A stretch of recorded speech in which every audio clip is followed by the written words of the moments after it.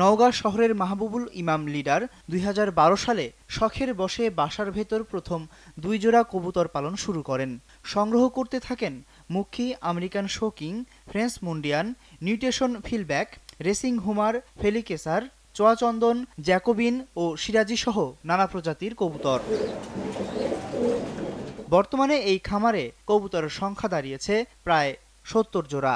কবুতরের মাটি এদের নিয়মিত দিতে হেলথ গ্রিড এটা দিতে হয়। কিছু কিছু কবুতরের বিশেষ করে সালমোনেলা আছে, কবুতরে মাইকোপ্লাজমা আছে, এগুলো ফ্রি রাখতে হয়, কবুতরকে নিয়মিত চিকিৎসা করতে হয়।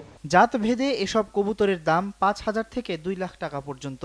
তার এই খামার থেকে কবুতর বিক্রি করে ২০১৪ সালে আয় করেন প্রায় ১০ লাখ টাকা।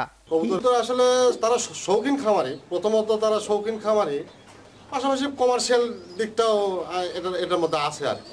মাহবুবুল ইমাম লিডারের এই খামারটি শৌখিন কবুতর পালকদের কাছে এখন দৃষ্টান্ত হয়ে দাঁড়িয়েছে। নিউজ ডেস্ক, দেশ টিভি।